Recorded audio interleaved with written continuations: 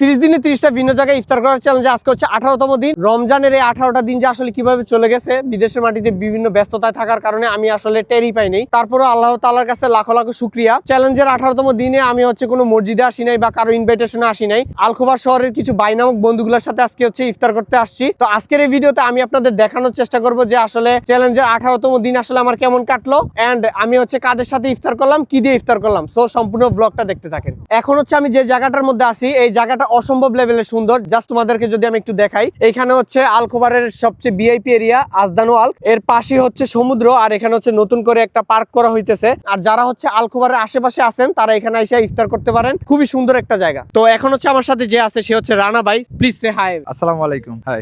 এই যে আজকে হচ্ছে আমরা সবাই একসাথে ইফতার পার্টি করতেছি, কেমন লাগতেছে? এটা অবশ্যই ভালো লাগতেছে, একসাথে ইফতার পার্টি, একসাথে সব ফ্রেন্ড সার্কেল সব একত্রিত হয়েছে, একটা মিলন মেলার মতো। আর রোজার মাস একসাথে ইফতার করাটাই বেটার, আমি যেটা মনে করি। তো এখন হচ্ছে আমার সাথে যে আছে সে হচ্ছে সুহান ভাই এন্ড সে হচ্ছে এসআর ব্লগের টিম মেম্বার। ভাই আপনার দেশের বাড়ি কোথায়? আমার দেশের ভাষা কুমিল্লাতে। আমি যে 30 দিনে 30টা ভিন্ন জায়গায় ইফতার করার চ্যালেঞ্জ দিছি, ভাই আমি কি পারবো শেষ করতে? হ্যাঁ ইনশাল্লাহ পারবো। আর 30 দিনে 30টা ইফতার কমপ্লিট করে তুমি নতুন কোনো চ্যালেঞ্জ নিয়ে আসো আমাদের মাঝে, আমরা এটাই চাই। তো এখানে হচ্ছে আরো কিছু ভাই ব্রাদার চলে আসছে, আর জায়গাটা এত পরিমাণ সুন্দর যে ও এখানে দেখেন ছবি তোলার জন্য ব্যস্ত হয়ে গেছে। তো এখন হচ্ছে আমার সাথে আছে নজরুল ভাই। এই যে আমরা হচ্ছে এখানে ইফতার পার্টি করতেছি সব একসাথে হয়ে, কেমন লাগছে? অ্যাকচুয়ালি বিদেশের বাড়িতে তো আমরা পরিবার ছাড়াই থাকি, যেহেতু আমাদের পরিবার নাই, তো এখানে আমাদের বন্ধুরাই হচ্ছে আমাদের পরিবার। তো অনেক ভালো লাগতেছে সবাই একসাথে, খুব আনন্দের একটা খুব আনন্দের একটা দিন। হ্যাঁ, তো তারপর হচ্ছে আমরা সবকিছু রেডি করতেছিলাম। জাস্ট জায়গাটা দেখেন মাশাআল্লাহ কতটা সুন্দর। তো ফাইনালি হচ্ছে আমরা ইফতার করার জন্য বসে পড়ছি। আর এখানে হচ্ছে আমাদের ইফতারের আইটেম আছে। এখানে হচ্ছে সমুচা, তরমুজ, আপেল, মালটা, খেজুর, পাকোড়া,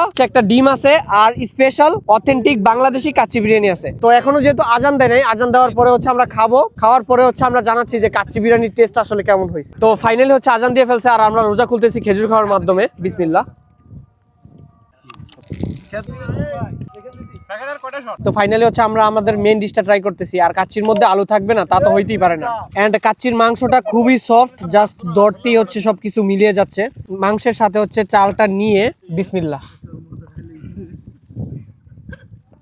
আসলে অনেক মজা হয়েছে। আসলে কাচ্চির আলু, রাইস আর হচ্ছে মাংসটার সাথে মিক্স করে যখন মুখে দিতেছি, অসাধারণ, মানে জাস্ট নেক্সট লেভেল।